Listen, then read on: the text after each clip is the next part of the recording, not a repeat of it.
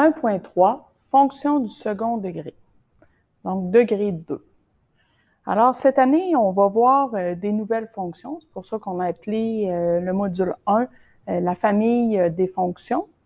Donc, voici une nouvelle fonction, la fonction de degré 2. Donc, je vais te donner des informations sur cette fonction-là, puisqu'elle est nouvelle pour toi. Puis là, ça va être vraiment une initiation qu'on va faire avant Noël. Fait qu'on va l'effleurer, on va la regarder un petit peu ensemble. Puis après Noël, on va faire une étude un petit peu plus approfondie de cette fonction-là avec plus de paramètres. Mais pour l'instant, on va s'en tenir à f de x est égal à ax2.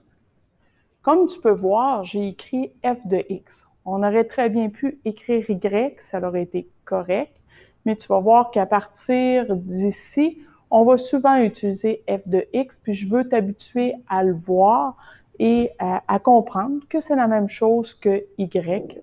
C'est pas un problème, tu pourrais me le remplacer, mais il faut que toi, quand tu le vois, tu sois à l'aise de savoir que ça veut dire y.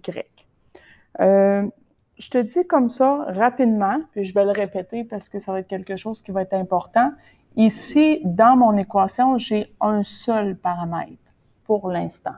Et le paramètre A, c'est le même paramètre, on utilise les mêmes lettres que dans les équations de degré 1, c'est-à-dire f de x est égal à ax plus b.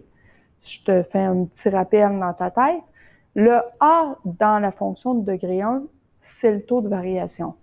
Ici, ce n'est pas un taux de variation. Et là, il va falloir être capable de démêler, même si on utilise les mêmes lettres, j'insiste, ça ne veut pas dire la même chose. À quoi ça ressemble une fonction du deuxième degré?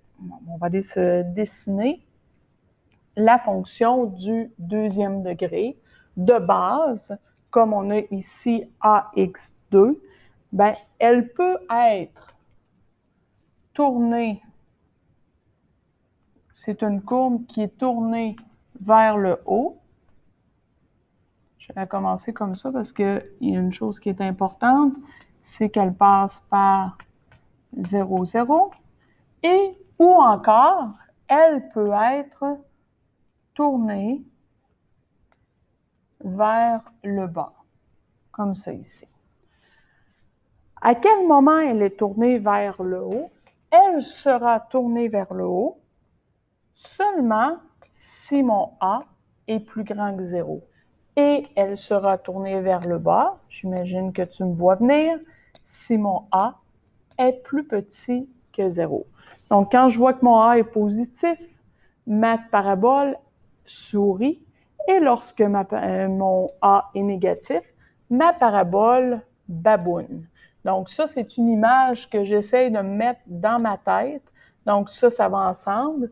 Donc, quand mon A est positif, ma parabole sourit. Et quand mon A est négatif, ma parabole baboune. Donc, j'ai déjà une image de quoi peut avoir l'air une équation du deuxième degré. Qu'est-ce qu'il y a de particulier? Qu'est-ce que je dois retenir? Qu'est-ce que je dois voir dans une forme comme ça? Bien, je vois que c'est une courbe, parce que jusqu'à présent, on avait étudié les équations de droite.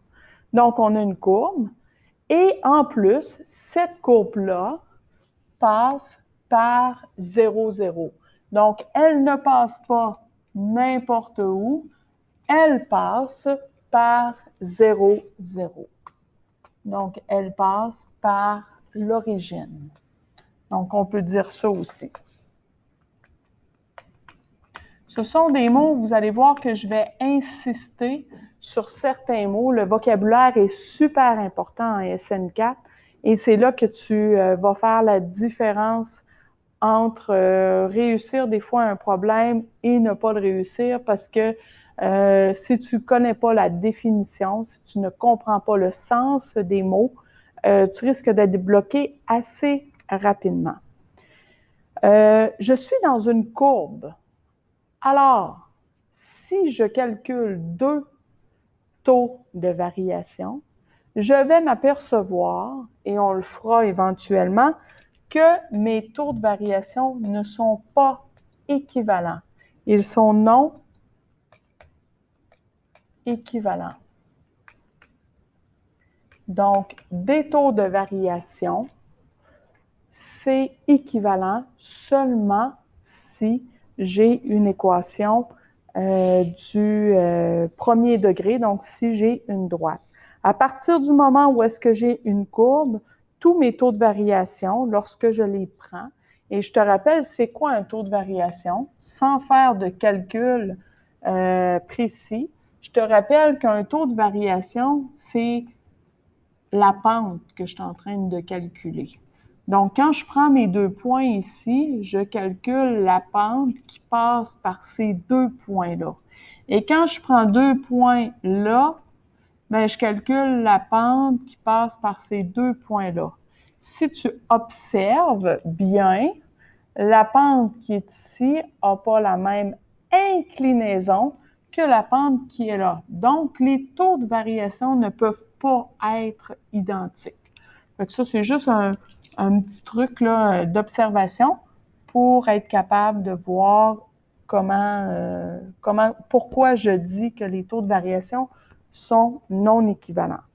Alors, voici la théorie de base qui caractérise ma fonction du deuxième degré.